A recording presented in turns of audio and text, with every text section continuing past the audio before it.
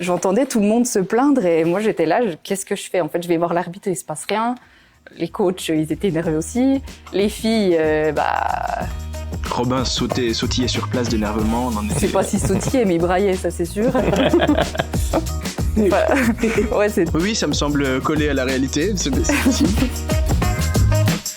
Bonjour à toutes et à tous, bienvenue dans Mêlée, le podcast où on demande aux gens qui aiment le rugby ce que ce sport a changé à leur vie.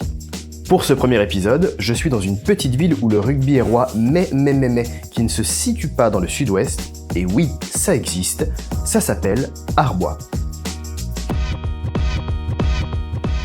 Je suis donc aujourd'hui accompagné de la capitaine de la nouvelle équipe féminine de l'US Arbois, c'est le nom du club, et d'un de leurs entraîneurs, c'est Charline et Robin.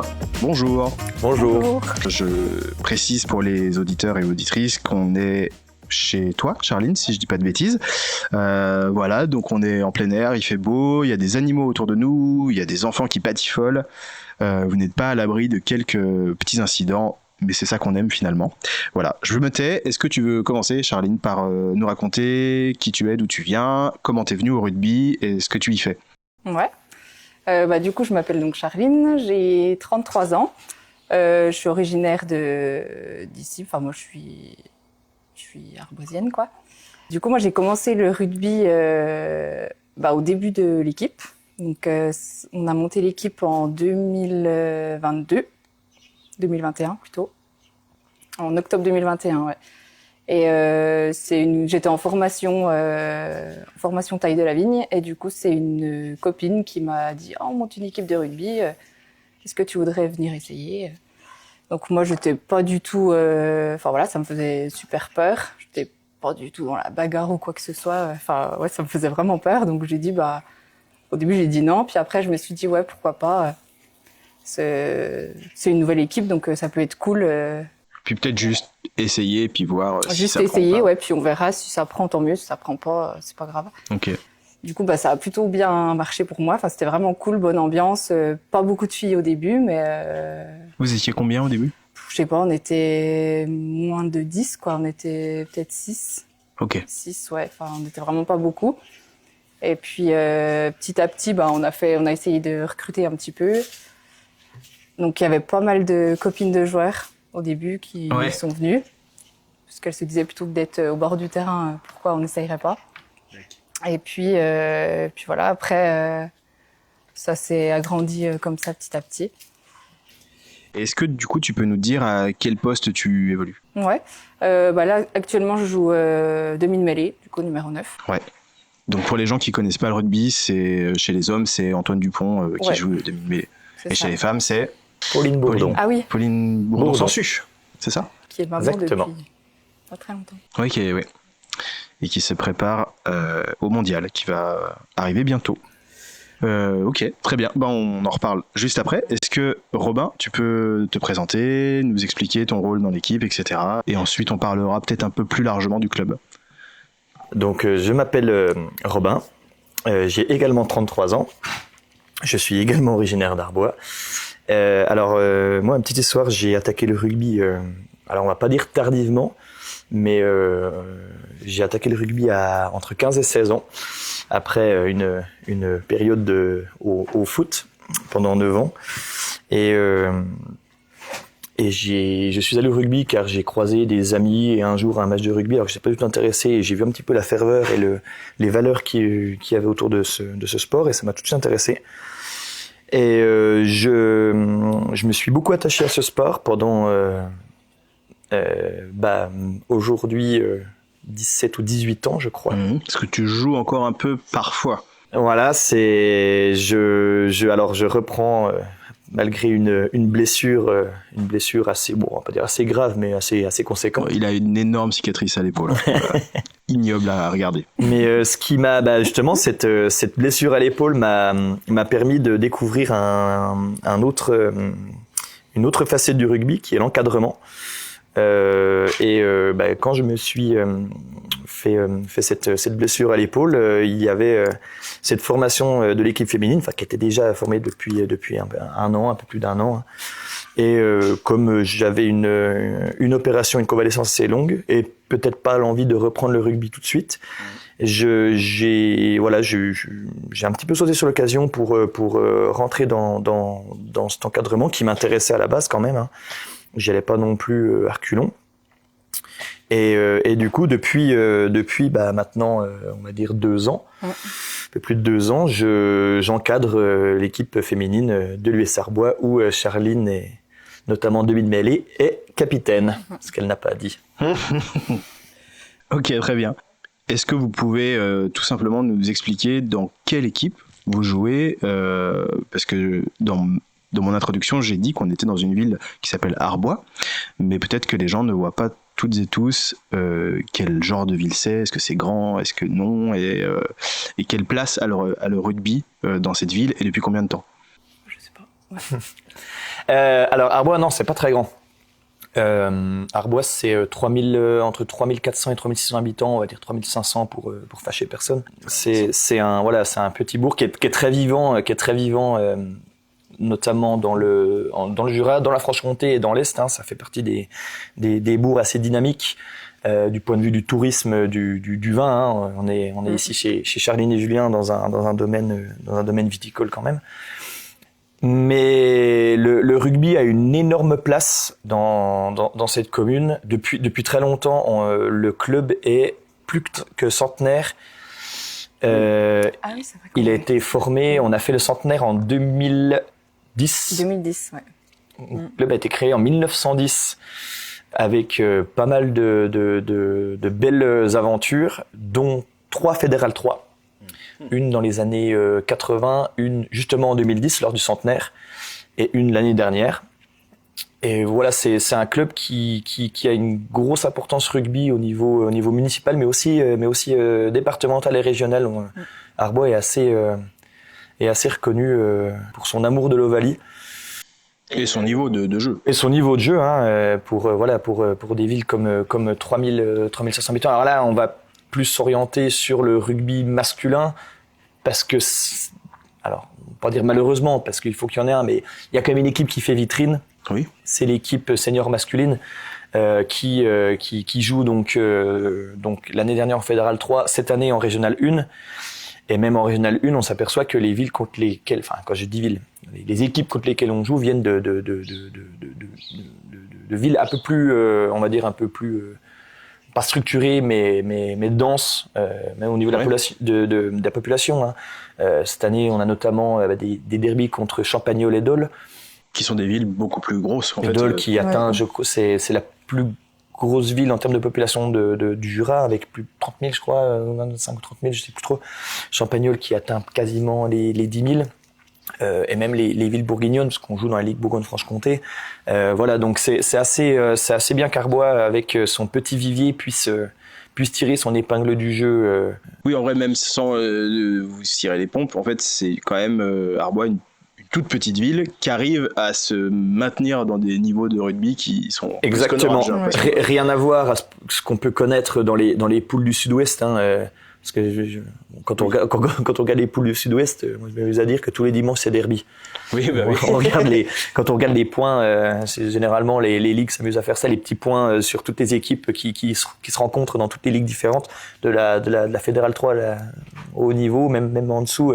On voit que dans le Sud-Ouest, en fait, c'est tous des derbys, ils ont une des meilleures 3 quarts d'heure de route. C'est vrai que c'est des terres de rugby à la base, ce qui explique aussi que il y a une population qui va au rugby qui est beaucoup plus importante que nous dans l'est de la France, et même quand on peut prendre le nord et l'ouest, hein, on est moins moins attirant niveau rugby que peut l'être le foot, ou même des autres sports comme le hand, comme le tennis, ou comme même d'autres sports. On reste une place assez importante du rugby, parce que on arrive aussi à créer d'autres approches du rugby, notamment avec l'équipe féminine dont Charline est la capitaine, et des équipes de jeunes aussi qui deviennent indépendantes. C'est assez louable pour être relevé. On est une des seules équipes. Non, pas du tout, non, parce qu'il y a une autre équipe qui est indépendante, qui est les Redoutables pas sur Pontarlier justement, qui est en fait qui est quasiment indépendante, parce que ça fait pas partie de Pontarlier, ouais. Ça fait presque partie de Plateau 25, c'est pour ça que c'est un peu ambigu. Non, en tout cas voilà, en termes, alors moi je parle de la catégorie qui nous intéresse aujourd'hui avec Charline, qui est donc nous la catégorie senior féminin, où à 10 du coup. À 10 en développement à 10, où on arrive à avoir l'année dernière on était à 28 licenciés. Au club Non, on était 34, 30. Mais après on était vraiment moins. Ouais. On était 34 licenciés. On a quand même réussi à faire. Ouais, vas-y. Ouais. Vas-y. Du coup, on était 34 licenciés, mais après réellement aux entraînements, on est quand même moins quoi. On tourne sans être péjorative, mais t'as des filles qui prennent une licence et qui viennent 2 fois quoi. Oui.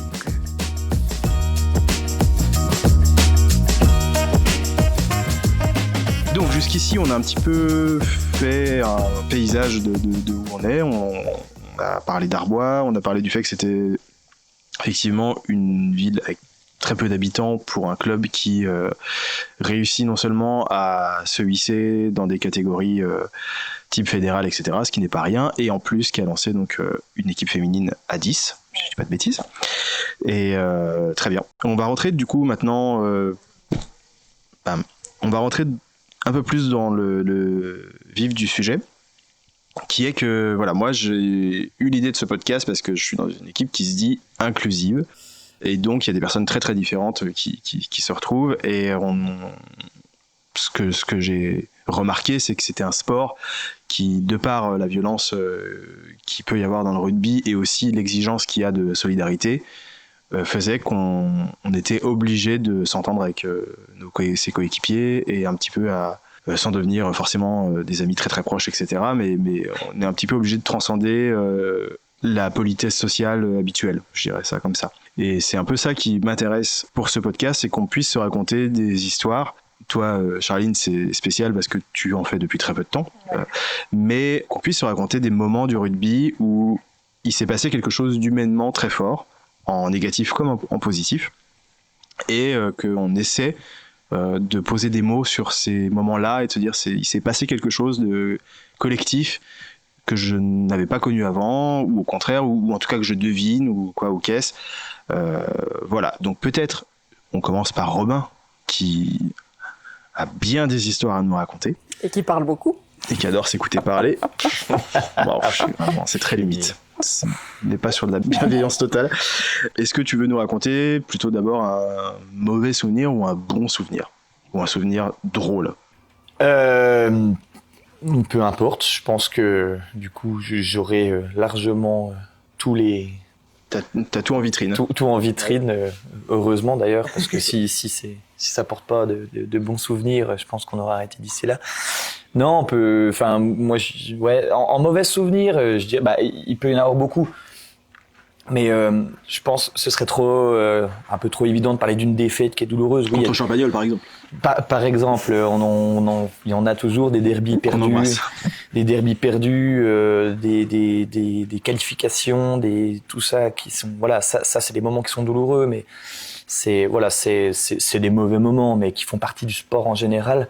Moi, par contre, j'ai un mauvais souvenir. Je me souviens, et on jouait contre une équipe qui était pas si loin que ça. C'était Morée. Et je vais en profiter pour faire un peu de prévention aussi, parce que ça devient en plus de plus en plus l'actualité, où on jouait et c'était un match très rugueux. Et j'ai reçu un gros choc à la tête, et où j'ai vraiment eu des gros problèmes, des problèmes un petit peu au niveau de la tête. T'as fait un trauma, quoi. Ouais, j'ai fait un trauma. J'avais une barre au milieu des yeux, en fait, qui a duré assez longtemps. Je portais pas de casque à l'époque.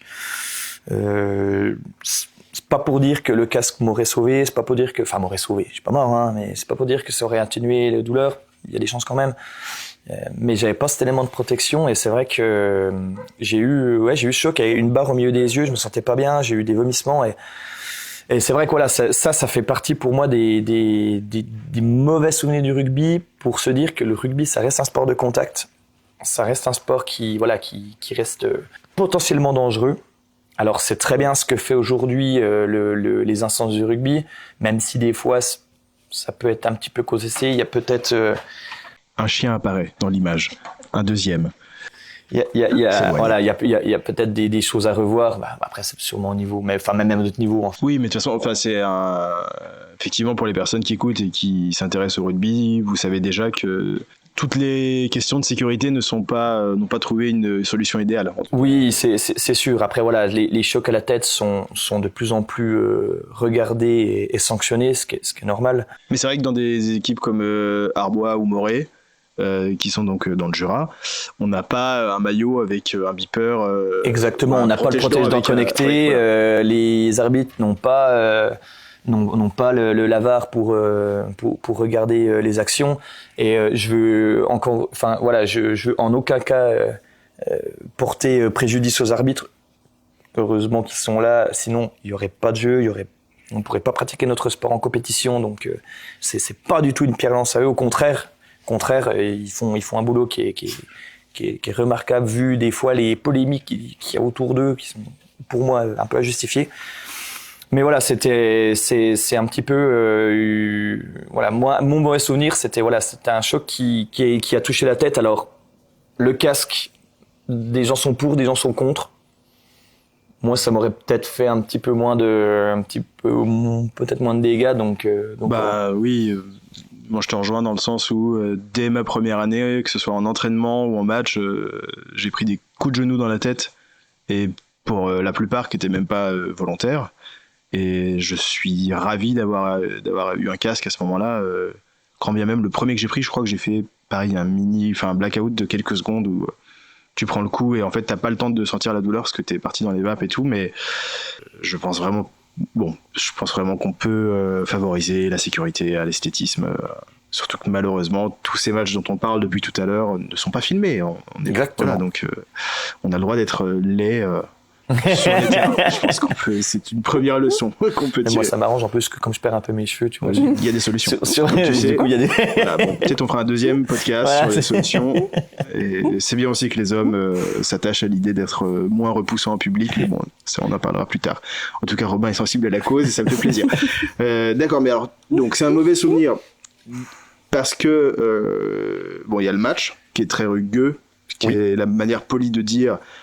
Prenait des coups et on en donnait, peut-être, je sais pas. Oui et non. Ça, c'est pas un match rugueux, ça peut pas être qu'au niveau des coups, c'est où les deux équipes ont une intensité physique qui est assez. Le chien revient dans l'image. Il va rassurer Charline, qui est très stressée par l'enregistrement de ce podcast. Prends un peu d'eau. Voilà, tout est très bien fait. Restez avec nous.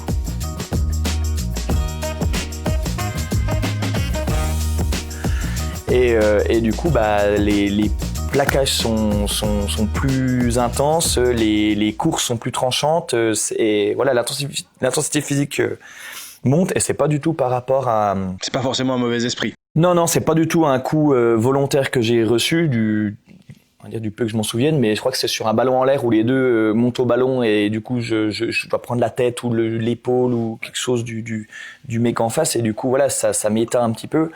Non c'est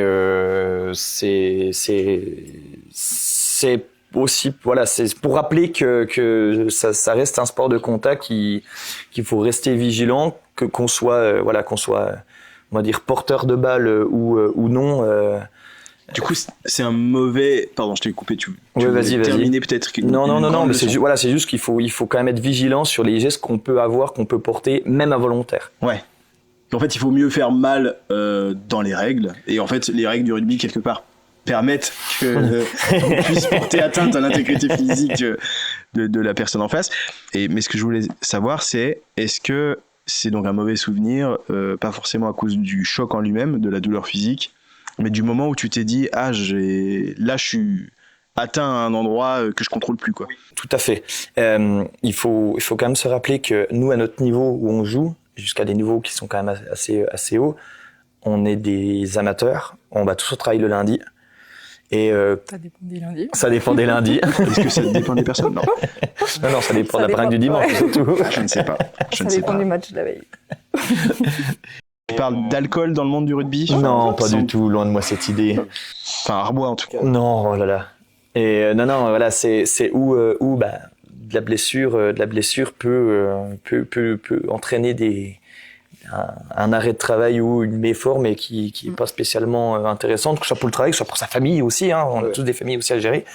Et voilà, donc c'est vrai que ça nous renvoie un petit peu dans ces retranchements, ce que peut être le rugby, dans le sens où je peux me blesser, je peux me faire une blessure qui est faible, moyenne, grave, très grave, il y en a. Et ça renvoie un petit peu aussi à ce jeu qui reste un sport de contact qui ne pourrait jamais se dérouler sans contact, mais qui renvoie une facette qui est quand même, on va pas dire inquiétante, mais qui peut poser souci. Et qui peut être amélioré. Et qui peut être amélioré. Pas à 100%, mais qui peut. Très bien. Tout à l'heure, on était avant l'épisode et on parlait avec Charline de comment ça allait se dérouler, des questions que j'allais poser, et on parlait donc de mauvais souvenirs potentiels que je vous avais demandé tous les deux de nous rapporter. Et Charline, tu disais, moi j'en ai peu parce que je viens de commencer. Ouais.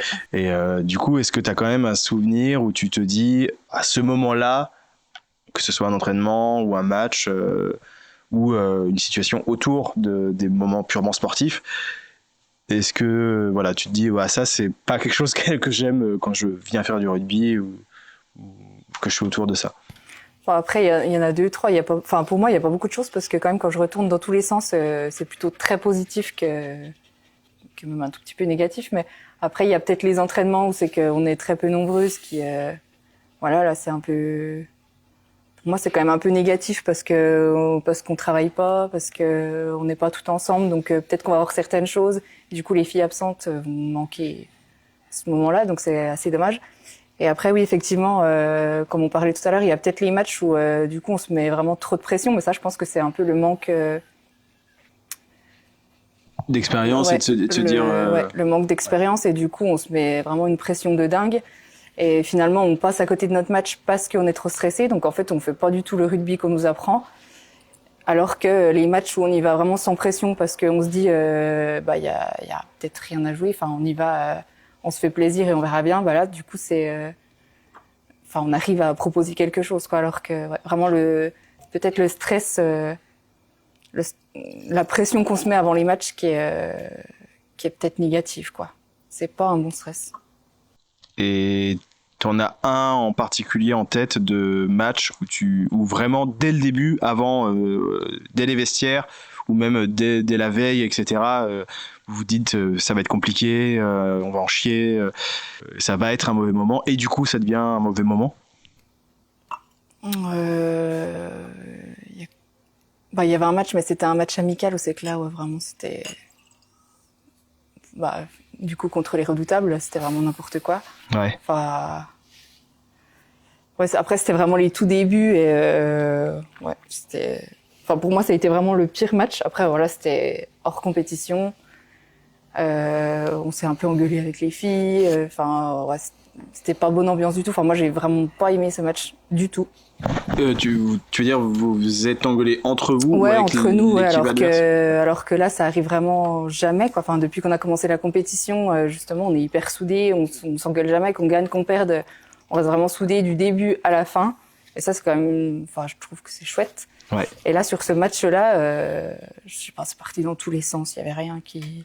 Et c'était la première fois que ça arrivait qu'il y ait eu une engueulade entre vous? Ouais, je crois que c'est la seule fois où du coup on s'est engueulé sur le terrain, quoi. Et est-ce que si, j'ai un autre souvenir. Oui. Ouais, ça vient, ça y est.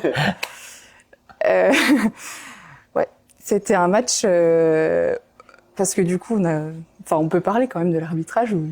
Oui, bien sûr. Du coup, nous, on a des arbitres qui sont quand même c'est un peu compliqué, quoi, notre arbitrage. On va dire ça comme ça. Et du coup, il y a eu un match où c'était vraiment n'importe quoi. L'arbitre était vraiment à côté de la plaque quand même. Et là, du coup, moi, je me retrouve donc capitaine de l'équipe à ce moment-là. Je savais plus où donner de la tête parce que, au niveau de l'arbitrage, il y avait rien qui allait. Du coup, je trouve que les filles en face elles ont plus d'expérience que nous.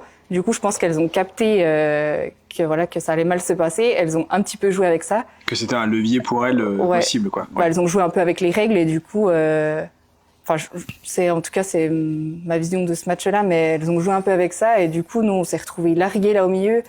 Et moi, je savais plus où donner de la tête. Ça braillait dans tous les sens. il y a un moment où en fait j'avais les larmes aux yeux parce que je me suis dit mais je fais quoi moi là au milieu en fait eux les coachs je les entendais gueuler sur le côté. L'arbitre, j'allais le voir à chaque fois, il me disait bah oui mais enfin voilà, et c'était vraiment n'importe quoi. Et en fait, on prenait des essais qui avaient pas lieu d'être accordés. Ouais, et c'est vrai rien que qui allait quoi. Et c'est du coup, c'était particulièrement frustrant. frustrant et compliqué, d'autant plus que donc toi t'es capitaine. Et donc c'est vraiment un moment où tu dois être capable, où on réclame de toi à la fois de pouvoir parler sereinement à l'arbitrage et en même temps de, et tu me dis si je dis une connerie ou pas, mais de réussir un peu à résoudre les peurs de tes coéquipières, les appréhensions, tout à coup, effectivement ça se passe mal, du coup on panique un petit peu et c'est à toi de faire la grande sœur en fait à ce moment-là quoi. Ouais, moi franchement je savais pas du tout gérer ça et pour moi ça a été vraiment un moment horrible. Et j'ai dit en fait si c'est ça être capitaine, moi c'est terminé quoi parce que je savais plus où donner de la tête et même moi j'étais larguée quoi. Je savais plus gérer quoi, j'étais perdue. Il me semble que c'est normal, c'est presque inévitable en fait dans une première saison. Je dis pas de conneries, c'était votre première saison. Ouais, un championnat, ouais. Et c'est quasi inévitable en fait de vraiment éprouver des moments comme ça où t'es mise à l'épreuve à un endroit. Pour ça, pour moi c'est un peu le centre de ce qui peut être intéressant d'être raconté dans ce podcast où ça touche vraiment à l'humain et tu te retrouves presque grande sœur ou responsable de 9 autres personnes. C'est ça, hein, oui, ouais. Et c'est quasi, en tout cas, il me semble qu'en tant que capitaine, quand tu es dans ta première année de capitanat, etc., c'est quasi impossible de savoir gérer ça la première fois que ça arrive, quoi. Bah, en tout cas, moi, j'ai pas su le faire. Tu t'en veux plus aujourd'hui, Non, je m'en veux pas, mais c'est juste que encore maintenant, quand j'en parle, je suis hyper frustrée parce que vraiment, j'étais perdue au milieu de ce terrain. J'entendais tout le monde se plaindre et moi, j'étais là, qu'est-ce que je fais? En fait, je vais voir l'arbitre, il se passe rien. Les coachs, ils étaient énervés aussi. Les filles, Robin sautillait sur place d'énervement. Je sais pas si sautillait, mais il braillait, ça c'est sûr. Oui, ça me semble coller à la réalité, c'est possible. C'était pas cool. Je pense que finalement, c'était, je pense, le pire moment que j'ai vécu de la saison. Et c'est quelque chose que dorénavant, tu penses que tu saurais réduire C'est quelque chose que dorénavant, tu saurais résoudre comme situation, même partiellement? Non, parce que en fait, ça partait tellement dans tous les sens et l'arbitrage était tellement mauvais que je pense qu'il n'y avait pas de solution. Oui, il n'y avait rien à faire sur des trucs comme ça. Tu te dis, je peux pas bien arbitrer à la place de quelqu'un qui c'est impossible. Qui n'y arrive pas. Ouais. Ok, très intéressant, très très bien. Maintenant, on va plutôt passer aux choses positives. Est-ce que, Robin, tu saurais, au-delà de nous raconter un bon souvenir, nous dire quelque chose que tu qualifierais quasiment d'instant de grâce, ou que ce soit sportif encore une fois, ou dans l'autour, dans le folklore qu'il y a autour de l'équipe, quelque chose qui se passe où tu te dis waouh, c'est quelque chose qui ne m'est jamais arrivé, qui n'arrive pas ailleurs que dans ce cadre-là. Oui, je peux largement en parler parce que comme je le disais avant, j'ai fait 9 ans de foot où je peux pas dire que je me sois pas amusé. C'était plutôt c'était intéressant d'en faire. Je regrette pas ces années, mais quand je suis arrivé au rugby, j'ai vraiment découvert ce que c'était l'univers rugby. Vraiment. L'univers de copains, l'univers alors copains et copines, l'univers de tous ces gens qui peuvent être ensemble et avoir une fusion. La première fois à 16 ans, quand je suis arrivé dans ce club, vraiment, moi, ça a été une révélation. Et j'ai eu la chance, j'en profite pour passer un petit, un petit mot pour l'entraîneur que j'ai eu dès que je suis arrivé au rugby, qui s'appelait Michel Gendreau, qui est décédé il y a quelques années, qui était vraiment un très grand formateur, notamment de la Fédération française de rugby, qui était un membre actif de la FFR, qui a notamment fait des livres avec Pierre Villepreux, tout ça. Et j'ai eu vraiment la chance de tomber sur cette personne-là qui m'a appris le rugby dans ses valeurs. Alors quand je dis le rugby dans ses valeurs, il y en a plein de valeurs dans le rugby. Mais surtout dans sa valeur, on va dire, d'apprentissage et de jeu réel, de jeu de rugby, du jeu total. Il était très fort dans ce jeu de mouvement. Voilà, je clôt parce que c'était pas ça la question. Non, mais quand tu dis de jeu, c'est l'aspect. Est-ce que c'est l'aspect purement ludique qu'il peut y avoir? L'aspect ludique et l'aspect, on va dire, du mouvement général. C'était vraiment un mec brillant sur le mouvement général qui te faisait jouer au rugby. Voilà. Pour Michel, le jeu au pied, par exemple, il fallait le faire s'il y avait un intérêt. C'était pas, on sait pas quoi faire, on joue au pied, ou faudrait qu'on se dégage parce que c'est un peu la merde. Non, c'est on joue au pied parce que là on a vu qu'il y avait un intervalle, là on a vu qu'il y avait un trou, là on a vu qu'il y avait un petit jeu au pied à faire. C'était vraiment un jeu de mouvement, c'était très intéressant. Voilà, j'en profite parce que c'était quand même un très grand personnage du rugby français et que qu'on a eu la chance d'avoir à l'US Arbois. J'en profite pour lui rendre un petit hommage. Arriver dans ce monde du rugby, c'est découvrir tout ce qui est là autour de l'émotion que peut nous procurer ce sport avec les copains. Je me souviens que quand je suis arrivé au club, notamment dans l'équipe senior, on a tous les papas qui sont là et qui disent faites attention aux gamins. Hein. Il y en a pas un qui touche aux gamins. Alors à l'époque, je suis arrivé quand on a gagné le bouclier pour monter en Fédéral 3, on jouait en Fédéral 3, et c'est vrai que la Fédéral 3, on monte encore d'un cran par rapport à ce qu'était l'honneur à l'époque. Et vraiment, c'était les papas qui avaient à l'époque plus de 30 ans, toi t'as un minot, t'as 18 ans, et qui disaient on touche pas aux gamins, le premier qui touche aux gamins, c'est fini. Hein.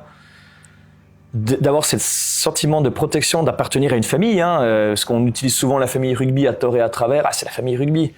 Non, c'est réellement la famille rugby.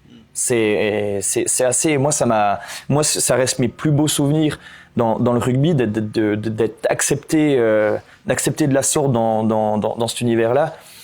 Et à la fin de l'année, on a fait une petite réunion avec les filles pour savoir comment s'était passé cette année, les ressentis, tout ça. Il y a eu une émotion c'était fou. autour de cette réunion où je pense même moi, on a tous eu les larmes aux yeux. Moi j'en ai encore des frissons vraiment, de tout le monde. Enfin voilà, vous avez toutes dit, mais en fait j'ai trouvé un truc incroyable. On est toutes des potes, on s'éclate, on se fait toute confiance. Encore une fois, on est une famille et la question qui était quand même subsidiaire de ma part, c'était on fait quoi l'année prochaine? Je crois que tout le monde a dit mais jamais j'arrête en fait. Ouais. On est tellement heureux d'être là que en fait on reprend. Et vraiment il y a eu une émotion ce jour-là, il y a eu c'est vrai que c'était particulier. C'était très particulier comme moment et cette réunion ça avait pas spécialement ce but-là. Et ça a pris cette tournure-là où je suis très content aujourd'hui, mais où vraiment même moi j'ai eu les larmes aux yeux, j'ai les caché parce que c'était chouette. mais parce que tu es pudique. Voilà, mais non vraiment, enfin peut-être une sorte de pudeur ou de sans doute. mais ouais, je trouve que c'était beau comme moment. Et je suis pas sûr qu'il y ait beaucoup de sports où ça existe. Il y en a, je suis pas là pour dire faites du rugby, c'est génial, il y a que ça dans la vie, l'école de la vie. Non, il y en a plein d'autres. Mais je suis pas sûr qu'il y en ait tant que ça qui puisse procurer ce genre d'émotions. Des émotions de voilà comme ça, des émotions de l'adrénaline qu'on a après un match, ou pareil, que ce soit gagné ou que ce soit perdu, ou le cours de bus. Parce que nous on est très contents d'aller jusqu'à Sens pour jouer. Ça nous. Des 4 heures de bus, ça fait plaisir. Mais oui, il y a de l'émotion qui se met là-dedans. C'est assez. Moi, très franchement, il y en a des beaux souvenirs, comme des mauvais souvenirs, des matchs gagnés, des finales gagnées, des qualifications qui ne pensaient pas y aller, ou il y en a plein. Mais cette émotion que peut procurer le rugby, je pense que ça reste quand même dans la globalité le plus beau truc qui existe. Je veux bien qu'on fasse une petite digression sur, selon vous, ce qui fait que, justement, bah c'est une émotion qu'on trouve pas ailleurs, quoi. Et alors je me mouille un petit peu aussi. J'ai l'impression que c'est un sport qui est fait de manière à ce qu'il est très difficile de se cacher et de se enfin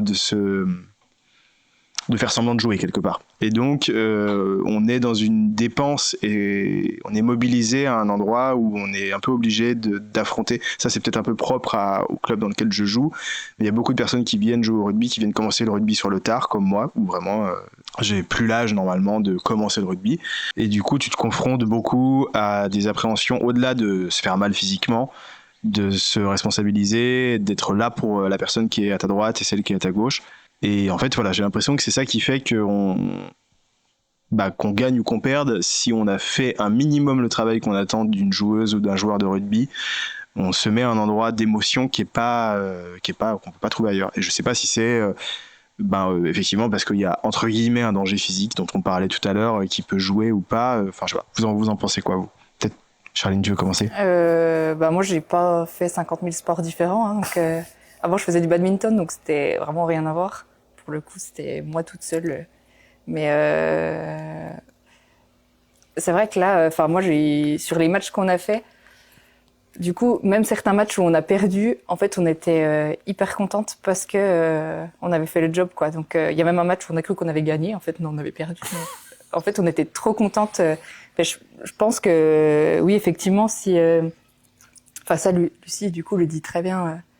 La fille qui fait les discours d'avant-match, chaque fois, elle nous rabâche un peu. En fait, si la fille, en fait, on touche pas à la copine, quoi.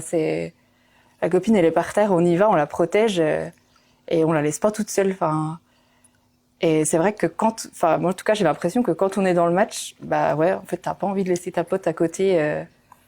Ou alors, si elle s'est prise une cacahuète, derrière, t'as envie de rendre un peu ce qu'on lui a donné, quoi, parce que. Ouais, c'est une exigence de solidarité en fait, qui est mais je trouve spéciale. que c'est très naturel en fait. Tu vas pas te dire l'autre tu vas aller le marronner parce que je trouve que c'est très naturel, ça se fait très naturellement sur le terrain tout en respectant quand même les règles. Ouais. Mais c'est marrant, tu disais ça tout de suite là, que des fois on oublie le score qu'il y a. Le match est tellement intense et on est tellement ensemble et dans une espèce de bulle de jeu qu'effectivement, moi, les premiers matchs que j'ai fait en tournoi, pareil, je savais pas les scores à la fin. On me disait, on a gagné ou on a perdu. Mais finalement, c'était presque secondaire parce que tu es dans un truc presque de transe, quoi. Où, j'exagère un tout petit peu, mais où l'effort physique prend tellement le pas par rapport à réfléchir à ce qu'on est en train de faire, etc. Et t'es tellement avec les autres qu'il y a que ça qui compte, j'ai l'impression. Il y a des moments où nous sur un match par exemple, on avait gagné, on était contente, mais en fait ça se voyait même pas. Le match s'est terminé, merci, au revoir. C'était un peu comme ça. Alors qu'il y a d'autres matchs où on a perdu, mais en fait on était tellement contente de ce qu'on avait proposé sur le terrain que c'est pas grave. En fait le match il est perdu, mais nous on est contente parce que pour nous le match il est gagné, quoi. Ouais, 100% d'accord. Je suis vraiment, bien sûr. Trop bien, merci beaucoup. Et toi, tu dirais que c'est pourquoi... C'est pas très français ce que je viens de dire. Toi, tu dirais, qu'est-ce qui provoque cette émotion-là, qui est très particulière? Ouais, je suis assez d'accord avec ce que vous avez dit auparavant. C'est vraiment cet esprit d'équipe qui tourne autour de ça. Charline l'a très bien dit. Hein. On laisse pas la copine ou le copain par terre. C'est vraiment cet esprit d'équipe qui trône au-dessus de ce sport. Il y a aussi encore une fois l'intensité physique qu'on peut mettre dans un match. Ou des fois, moi ça m'est déjà arrivé d'arriver dans des matchs, être un petit peu pâteau, pas spécialement. C'est pas le jour, quoi. Ouais, c'est pas le jour, c'est pas le moment, c'est pas machin. Puis en fait, on voit qu'il y a un pote, deux potes, trois potes qui se font cartonner. Et là, on vrille. Alors quand je dis on vrille, j'ai pas dit on vrille, on va mettre des poires et voilà. Mais on vrille dans le sens où ça nous remet un petit peu dans la réalité en disant. Ouais, tu bascules un peu. Ah ouais, tu bascules, tu te mets dans ton match. Et en fait, on a la chance au rugby de pouvoir rendre cette intensité physique. Dans d'autres sports, on peut moins le faire. voilà, dans le foot, si t'es un petit peu trop agressif, bah, ça va vite être sanctionné. Au rugby, si t'arrives à rester dans la règle et tu te mets un cran au-dessus physiquement, tu peux dire à tes potes, vous avez vu? Là, on peut relancer. Et ça t'arrive à toi, ça t'arrive à ta pote ou à ton pote qui vont mettre un gros plaquage, qui vont mettre 2 raffus puis aller marquer, puis là, tu vas changer de dimension, en fait. Et tu vas faire, ah ouais. Et en fait, de pouvoir changer de dimension, se mettre dans une psychologie, mais Moi, je disais trans presque tout à l'heure. presque, ouais, mais j'ai pas osé le dire. Je l'avais en bouche, et franchement, je l'avais en bouche, j'ai pas osé le dire, mais c'est limite ça, c'est limite se mettre en transe pour tout donner à ce moment-là en disant, en fait, j'ai envie de tout donner. Et voilà, et à la fin, effectivement, on sait plus, on a peut-être perdu, on a peut-être gagné, on a peut-être fait match nul, mais effectivement, on sort du terrain, puis en se disant, en fait, et c'est là, en fait, que l'adrénaline redescend, où il y a les larmes qui montent, où tu fais, en fait, là, j'ai tout donné. C'est passé, c'est pas passé. Bah, en fait, ce moment-là, si c'est passé, tant mieux. Si c'est pas passé, tant pis. Et ça, c'est là que l'émotion, elle est en disant, voilà, là, pendant 60 ou 80 minutes, pendant 60 ou 80 minutes, on a tout donné. Maintenant, c'est fini. Après, c'est souvent tout ensemble, du coup. Enfin, je trouve que soit on est tout à fond, soit on est toute pour la quoi absente, quoi. Ouais, mais c'est ça qui Il y est a hyper pas impressionnant. de... Ouais. C'est Ouais, mais je pense une que type de connexion quand même commune, quoi, entre les joueuses. Pardon, mais vas-y, je t'ai coupé, mais vas-y. Non, mais enfin, je pense que tu vois, t'as toujours quand même un noyau qui fait que t'as envie, enfin voilà, t'avances, t'as envie de donner ta personne. Enfin voilà, t'as envie d'aller gagner ce match, quoi. Ouais. Clairement, moi, en tout cas, c'est ça. Et du coup, les filles qui sont peut-être un peu moins dans cette optique-là, en fait, elles vont se dire, ok, je vais suivre, quoi, on y va. Elles se font contaminer presque par ce truc-là, quoi. Je pense que c'est un peu ça, ouais. Parce que du coup, s'il y a quand même un noyau de filles qui met une grosse intensité, toi, tu peux pas être derrière et laisser faire, ouais. Non, ça marche pas. Mais c'est, moi, je suis très content parce que on est un peu en train de parler de quelque chose que, à titre personnel, je devine en observant et en jouant au rugby, mais que j'ai du mal à nommer. Et là, j'ai l'impression qu'on en approche un tout petit peu en se disant que c'est vraiment un sport qui est, enfin, tous les sports le sont quelque part, mais de par l'engagement physique, j'ai l'impression que ça provoque en fait de s'engager sur quelque chose de très émotionnel. Et donc en effet, ça peut faire que entre guillemets on dégoupille ou en tout cas qu'on se transcende. Et effectivement, je sais pas s'il y a que ce sport qui provoque ça, mais en tout cas, il y a que dans ce sport que c'est provoqué de cette manière-là, j'ai l'impression. Parce que c'est un combat, c'est un sport de combat à plusieurs, enfin en équipe. Et voilà, je trouve que c'est très intéressant en tout cas là, ce qu'on est en train de raconter. Autre chose qui vous vient par rapport à ça, ou on se dit qu'on a fait le tour pour le moment, peut-être on y reviendra, j'en sais rien, mais si il y a un exemple d'un fait de jeu, même que vous avez vu, où on se dit ah tiens c'est là en fait qui aurait pu ressouder l'équipe, tu veux dire, ou spécifiquement pour l'US Arbois, ou même dont vous auriez été spectatrice ou spectateur, tu vois, parce que par exemple moi quand je vois un match à la télé, je trouve qu'on sent presque ce truc-là des fois dans les grands matchs où ça commence et en fait rien qu'à la manière dont tu vois les joueurs ou les joueuses bouger et se positionner sur le terrain et comme elles sont, tu dis ce truc-là n'est pas là. Il n'y a pas ce truc d'émotion collective et ça ne fait pas corps, quoi. Et tu te dis c'est mal engagé et en général je trouve ça effectivement l'équipe perd le match, quoi. Ouais, c'est vrai que en général l'entame de match, je veux pas dire qu'on sait le score final, mais en général tu sais à peu près comment ça va se passer. Ouais. Mais c'est fou, c'est vrai, parce que c'est pas, c'est vrai, non, mais t'as raison. C'est pas quantifiable, c'est pas mesurable, tu vois, ce truc-là. Mais t'as raison, et c'est assez propre à ses propres matchs. Dès l'échauffement, en vrai, on sait si on va faire un bon match ou pas. C'est vrai. Et moi, j'ai un souvenir comme ça, et qui date un petit peu maintenant, peut-être d'une dizaine d'années, peut-être pas 10 ans, mais assez longtemps. On jouait, nous, contre Chalon-sur-Saône, qui avait été rétrogradé financièrement je crois que c'était de Fédéral 2, voire de Fédéral 1 jusqu'en régional 2. Ah oui, donc il y avait une équipe Promotion vexée d'honneur. en face. Donc oui, qui avait gardé quand même beaucoup de leur cadre et qui trônait sur la poule à l'époque. Hein, c'était premier. Je crois qu'ils ont pas perdu de match. Voilà. Et on joue à Arbois et ce match-là, je pense qu'on sort le match. Pour moi, avec l'équipe avec laquelle j'ai joué, je crois que on sort le match de notre vie. On perd 50-35 ou 40-25, quelque chose comme ça. On doit perdre de 15 points. Mais en fait, une équipe qui avait l'habitude de mettre 80-100 points, on a sorti un match mais exceptionnel et où on a défendu pendant peut-être 20 minutes sur nos 5 mètres et ne pas laisser un bout de terrain à son adversaire. Et là, tu sens que c'est toute l'équipe. Les 15 sont sur le terrain, les 7 remplaçants qui sont là, qui se disent non mais en fait, on y va et on donne tout.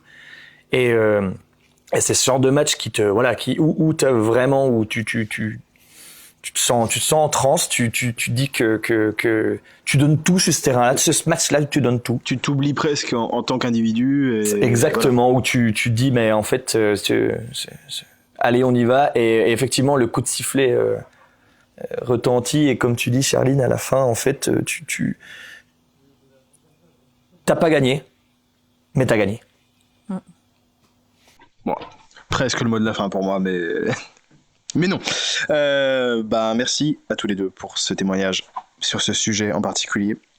Pour terminer, j'ai un peu une question plus propre à chacune. Quelle place vous diriez que le rugby a pris dans votre vie depuis que vous en faites ? Beaucoup de temps. Parce que toi, t'es maman, tu bosses à côté, Ouais. Les journées sont bien pleines, je pense. Ouais, on s'ennuie pas.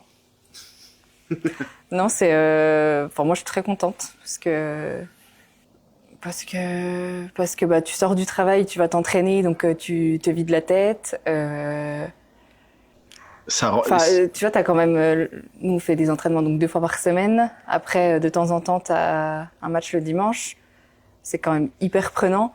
Et en même temps, c'est toujours quand même un plaisir d'y aller. Et des fois, quand il n'y a pas de match le dimanche, tu te dis, oh, ça va être long quand même, de vendredi à mercredi. Enfin, c'est vrai, hein. Enfin, moi, en tout cas, c'est vraiment mon ressenti. Du coup, le fait je sais pas, moi, je trouve que après un bon entraînement ou après un match, du coup, t'es quand même fatigué parce que c'est quand même intense, quoi. Mais du coup, t'es bien, quoi. Enfin, moi, en tout cas, après un entraînement, après un match, je me sens hyper bien. Et attends, c'était quoi la question de base, du coup, parce que j'ai mangé le fil. Non, mais on est dans le sujet. C'est quelle place ça prend pour toi le rugby dans ta vie et comment ça la change. Et c'est un peu ça que tu es en train de nous raconter. C'est qu'en fait, ça bonifie le reste presque. Ouais. Je pensais pas un jour faire un sport collectif parce que je me voyais mal avoir une place dans un groupe, clairement. Et maintenant, tu le mènes. Bah, je le mène. Vous le voyez pas, mais Robin fait des grands oui. Non, mais oui. Bref, c'est pas le sujet. Ça, c'est de la pudeur. Oui, ça, c'est de la pudeur. Ça, c'est la pudeur de Charline. Oui, ça, on est bien dans le Jura, là. Non, mais du coup, moi, ça m'a vraiment changé, quoi. À la base, je suis pas quelqu'un d'avenant. Enfin, j'aime pas trop. C'est pas que j'aime pas parler avec les gens, c'est que j'ai un peu du mal. Je suis un peu timide et réservée. Et du coup, le fait d'avoir comme ça une place, parce que je pense que chaque fille a sa place dans ce groupe. Et bah, du coup, ça te libère quand même un peu. Enfin, moi, quand je suis avec les filles, je me sens libérée et je me sens très bien. Parfait. Ouais. Trop bien. Et toi, Robin ? Moi, du coup, ça a pris une très très grande place dans ma vie. Il y a littéralement des caisses de ballons partout chez lui. C'est affligeant. Je me voyais pas du tout là-dedans, mais c'est rigolo parce que on n'en a jamais spécialement parlé, Charline, mais ouais, en fait, vrai. on a un petit peu la même approche du rugby, où moi, tout minot, à 16 ans, où je viens voir un match de rugby, je ne pouvais pas voir un match de rugby à la télévision. Je me rappelle encore mon père qui regardait un match de rugby à la télé, je m'en allais en disant, ah putain, ton sport à la con. Et un jour, je suis venu voir un match et la ferveur qu'il y avait autour et tout ça. Et je me suis dit, ouais, mais en fait, ça a l'air d'être cool ce sport. Et voilà, on est 17 ans plus tard. Je reprends une licence joueur cette année pour jouer un petit peu avec l'équipe B parce que le jeu de contact me manque. J'abandonnerai jamais ce poste d'encadrant, d'entraîneur que j'ai avec l'équipe féminine parce que c'est génial, c'est un gros défi qu'on a monté ensemble, hein, vous de prendre ça, de s'inscrire en ligue. Pour nous les encadrants, hein, ce que j'en profite aussi pour remercier notamment Laurent, Benjamin, Pierre et Fabien quand même qui nous suivent assez régulièrement pour les matchs et les entraînements. C'est un gros défi qu'on a porté au club et je suis hyper content et je suis fier. Je suis vraiment fier d'abord de vous, ce que vous avez pu monter. Hein, c'est quand même bien. C'est très glorifiant dans la vie en général. C'est rigolo. Ça m'est arrivé 2 fois cette semaine et pour revenir sur quasiment le premier sujet, sur quelle place a le rugby dans Arbois. Quand je me baladais avec un polo de l'US Arbois et j'ai eu deux personnes qui m'ont dit vous jouez au club de rugby, ils sont beaux vos polos, c'est bien, hein. Vous faites partie du club de rugby, c'est bien ce que vous faites cette année, hein. Et ça a réellement une place dans cette ville et du coup ça prend une grosse place dans nos vies. Voilà, c'est un autre exemple de la pudeur jurassienne. C'est on demande à une personne ce que ça lui fait à lui et il va parler de la société dans son entier. C'est vrai que j'ai envie de rajouter un truc, mais peut-être qu'il faudra l'enlever parce que c'est pas trop le sujet. Mais Julien, du coup, qui faisait aussi du rugby avant, moi, du coup, j'étais pas du tout là-dedans. Je peux préciser que c'est ton compagnon. Ouais. Et du coup, donc pareil, il faisait donc les 2 entraînements, les matchs les dimanches. En fait, je comprenais pas, ça m'énervait même parce que je me disais, il traîne tout le temps le soir, il rentre pas. Le dimanche, ça dure des heures et des heures, les matchs, le bus, nanana. Et en fait, moi maintenant, lui, il arrête les entraînements. Et du coup, c'est moi qui me retrouve à cette place-là. Et je me dis, mais ouais, en fait, effectivement, c'est pas que t'as pas envie de rentrer, mais il y a tellement une bonne ambiance et c'est la fête. Tu te sens bien, t'as envie de rester, t'as envie que ça continue. Et du coup, on a un peu échangé les rôles. Et là, je me dis, en fait, quand tu vis pas ça, tu te rends pas compte. Tu te rends pas compte pas de ce que tu rates, mais oui, si, de ce que tu rates, oui, exactement. Mais je sais pas j'arrive de ce que ça peut apporter. Ouais. Je trouve que quand tu vis pas ces moments, tu t'arrives pas à comprendre. Ouais. Effectivement, désolé pour toutes celles et ceux qui ne vivront pas, mais c'est vrai, je suis d'accord avec toi. Moi, j'ai un peu l'impression, quand j'ai commencé à en faire, de non seulement effectivement passer des moments très forts aux entraînements et aux matchs, mais aussi du coup d'être hyper disponible pour ce qu'il y a autour. Une fois que c'est fait, une fois que tu as vécu ces trucs-là. Je trouve que du coup, tu as l'équipe, donc tu as les entraînements, tu as les matchs, mais tu as quand même aussi ce groupe nous, du coup, de copines, où c'est qu'on organise aussi d'autres choses à d'autres moments en plus, parce que on a envie de passer un peu de bon temps ensemble et de faire des activités ensemble, quoi. Et ça, je suis pas sûre que dans tous les sports, ça se passe comme ça, quoi. Ouais. J'ai pas l'impression, en tout cas. Le rugby est mieux que tous les autres sports. Voilà, c'est ce qu'on voulait dire tous les 3 ce soir. Et ce sera le titre de l'épisode. Est-ce qu'en réalité, Robin, tu veux rajouter un truc sur ce que toi, ça t'apporte, je pourrais te dire intimement, mais est-ce que tu te dis ça m'a changé en mieux, j'espère, ou pas Ouais, moi, ça m'a changé en mieux. Déjà parce que je pense que j'étais plutôt introverti comme garçon et ça m'a permis voilà, tu es obligé de t'exposer aux autres dans le rugby. Tu peux pas rester dans ta bulle, c'est impossible. Il y en a qui le font, mais c'est pas l'essence même de ce sport pour moi. Et comme disait Charline, c'est quand tu as dit ça, je me suis retrouvé un petit peu là-dedans. Quand tu fais des entraînements, moi, il m'est arrivé de finir des entraînements en larmes parce que j'avais raté mon entraînement. C'est con, hein. C'est con parce qu'on est là pour parce que ça reste un sport. Oui, c'est quand même pour s'amuser. On est des amateurs, on est là pour s'amuser. Puis c'est impossible d'être et tu peux pas les être mettre bon dans le panier. Voilà, tu peux pas être bon fois. tout le temps, mais je faisais tous les entraînements, mercredi, vendredi. Je crois qu'il y a une saison où je n'ai quasiment pas dû rater un entraînement, je n'ai pas raté un match. J'étais focus là-dessus et je ratais un entraînement. Je ratais un entraînement. Je ratais techniquement un entraînement. J'avais des larmes aux yeux en me disant, t'as fait chier. C'est pour montrer un petit peu ce que ce sport, c'est assez rigolo pour moi. Enfin voilà, et pourtant j'ai eu l'occasion de faire 9 ans de foot avant. C'est assez rigolo ce que ça peut procurer comme émotion en disant, tu rates un entraînement, ce qui est banal dans une vie de sportif. Et pourtant, tu rentres, t'es dégoûté, t'es pas bien. Ouais, tu dis, ah ouais, je suis comme ça en fait. Et voilà, et pourtant rien ne me prédestinait, comme Charline aussi, à se pencher sur ce sport-là. Et voilà, c'est assez bizarre ce sport qui nous sert, qui nous prend, qui nous procure autant d'émotions à tel point que moi Charline que j'ai commencé à connaître dans le monde rugby, j'entends il y a quelques années, qui aujourd'hui ne peut pas rater un entraînement. Charline, oui, c'est vrai, ouais. A joué toutes les minutes de chaque match cette saison. Non. Ah non, Julien t'a fait sortir. Ouais. J'avoue, parce que Petite anecdote, on peut quand même le dire. Oui, mensonge, la propagande de l'US Arbois, terrible. Non, pardon, oui, petite anecdote. On a fait une petite finale quand même, où nos 2 coachs sont partis en vacances. Donc on s'est retrouvés quelques filles. Déjà, on savait pas trop si on avait finale ou pas finale. Enfin, c'était un peu le bazar. Aïe, aïe, aïe. Les coachs se sont barrés. La peinture s'effrite. Du coup, on a eu des coachs de secours qui étaient très bien d'ailleurs.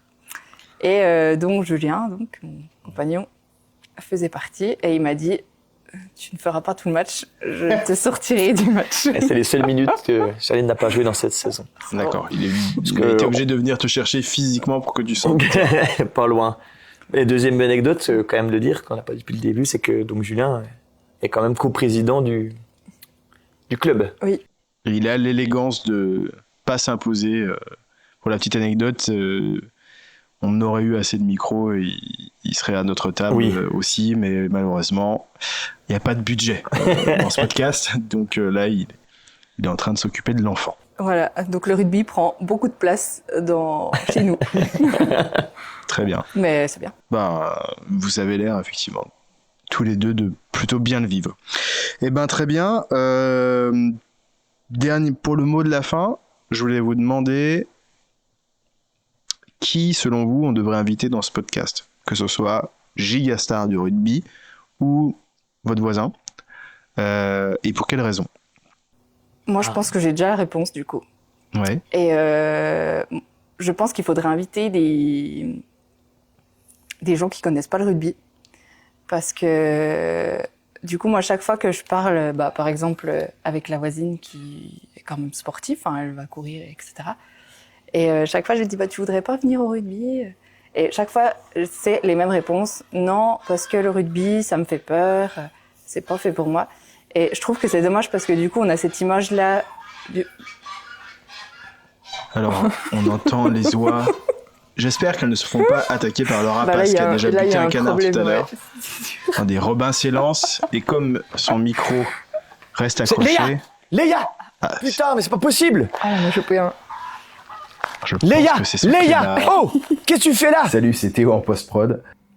Alors là, c'est le moment où la chienne de Robin a essayé de manger les canards de chez Charline. Et comme ça a pris un petit moment pour qu'on rattrape le molosse, je vous propose de vous emmener directement à la fin de l'épisode. Alors, espèce de meurtrière. Je pense qu'on a tout. Quoi? On a frôlé la catastrophe. Ouais. On a presque fini. Il y a Léa qui était sur les canards. Léa qui était sur les canards, mais les oies ont prévenu. Les oies du Capitole. C'est pas passé loin, On est dans 5 minutes à peine, on a fini. Non, mais je vais la mettre là et puis c'est tout. Bon, Désolé pour cette T'inquiète, je cause sais de pas ce si vilain on chien. réussira à les garder, parce que c'est vraiment marrant. Je posais donc la question de la fin, qui était, selon vous, qui je devrais inviter dans ce podcast, que ce soit quelqu'un de très connu ou pas du tout, votre voisin, votre voisine, un coéquipier, une coéquipière. Et Charline, tu me disais... Du coup, moi, je disais, je pense qu'on devrait inviter des gens qui ne connaissent pas du tout le rugby. Et parce que je trouve que quand on parle, moi, du coup, je parlais de ma voisine juste avant, qui est quelqu'un, enfin, oui, qui est sportive. Et du coup, quand je lui dis, tu voudrais pas venir, etc., à chaque fois, les réponses qu'on a, en règle générale, c'est non, parce que le rugby me fait peur. Et je trouve que c'est dommage, en fait, de pas venir essayer. Juste, c'est sûr que le mot juste n'est pas adapté, mais juste parce qu'on a peur, quoi. Parce que finalement, effectivement, oui, les plaquages, ça fait un peu peur, c'est vrai. Mais en fait, même après une année de rugby, juste avant un match, cette peur, on l'a quand même encore un petit peu. Puis elle est utile, quelque part. Je pense que ça nous protège quand même, justement, d'avoir un peu peur. Mais je pense qu'on se rend pas compte de tout ce qu'il y a au-delà de ces plaquages. Enfin, c'est dommage de s'arrêter à ça, en fait. Donc, je pense qu'on devrait faire découvrir... on devrait inviter des gens qui ne connaissent pas le rugby. Très bien. Eh ben, ça c'est noté et j'espère que tout le monde sautera le pas, toutes les personnes qui nous écoutent. Et toi, Robin, tu dirais qui est-ce qu'on doit inviter dans ce podcast ? Alors, qui est-ce qui est, selon toi, de qui l'avis serait intéressant ? Alors, je suis d'accord avec Charline. Vraiment, pour le fait que c'est un sport qui mérite d'être découvert et de voir toutes les facettes. Ce qui est intéressant, c'est, selon moi, d'avoir l'opinion de tout le monde, et notamment de joueurs de rugby aussi, et je pense que ça, Théo, te connaissant un petit peu, je sais que tu vas le faire, d'aller sur du rugby qui soit totalement amateur, voire découverte, comme nous on peut le faire maintenant. Alors nous on s'appelle rugby découverte à 10 féminin. Pour moi le terme n'est pas très approprié parce que du moment où tu es entré en ligue, tu n'es plus spécialement en découverte. Surtout qu'on joue contre des équipes qui sont quand même fortes, qui ont du rugby, donc on n'est plus dans le découvert, on est dans le sport amateur. Voilà. Mais d'inviter les gens de découvert, et je sais que tu arriveras à aller interviewer et faire venir des gens qui sont des grands joueurs, parce que le rugby, ça a encore une fois cette chance, c'est que les grands joueurs, c'est abordable. C'est pas de la grosse tête, c'est pas du focus sur sa personne. Je descends souvent au Loup Rugby, voir des matchs, tout ça. C'est possible d'aller voir des joueurs, de discuter avec eux. C'est vrai. Et puis eux-mêmes viennent... viennent... On a souvent des joueurs de top 14 qui en fait viennent voir des matchs de folklore, etc. Exactement. Moi, un super souvenir aussi que j'ai, c'est que le beach rugby de Tignes, peut-être faire aussi une petite pub parce que c'est vraiment un super tournoi, où on avait rencontré quelqu'un comme Lionel Mallier, qui est ancien international de l'équipe de France, où nous il nous manquait des joueurs. Lionel vient jouer avec nous. Ah ouais, pas de problème, il enfile le maillot de l'US Arbois, vient jouer avec nous. Voilà, c'est un sport qui permet qui a aussi cette chance d'avoir des sportifs de haut niveau qui sont très abordables. Inviter tout le monde, voir le ressenti de chacun, et peut-être voir que entre le top 14, voire le rugby international et la plus petite division, ça se trouve le discours il sera certainement différent. Mais peut-être pas tant que ça. Ouais, il y aura peut-être des points communs. Ouais, il y aura sûrement des points communs. Je le pense aussi. Eh ben, très bien. J'ai pas écrit de conclusion pour cet épisode, donc on va s'arrêter là. Je vous remercie tous les deux d'avoir participé, de vous être livrés. On a effectivement, à la fois, je trouve, un petit peu essuyé les plâtres, notamment parce que j'ai pas bien écrit mon conducteur, mais on a parlé de ce que je crois être quelque chose d'important dans ce sport, et voilà ce qu'on disait tout à l'heure par rapport à l'émotionnel et qui est relié à la fois au plaisir du jeu et à la performance qu'on livre collectivement. Donc vraiment un immense merci, et puis je vous dis à la prochaine fois quand j'aurai tourné un autre épisode et que j'aurai trouvé d'autres personnes intéressantes à interviewer. Salut! Merci. Merci. Et voilà, c'est la fin du premier épisode. N'hésitez pas à laisser les commentaires dans la section dédiée et à partager l'épisode s'il vous a plu. Et je vous dis à la prochaine.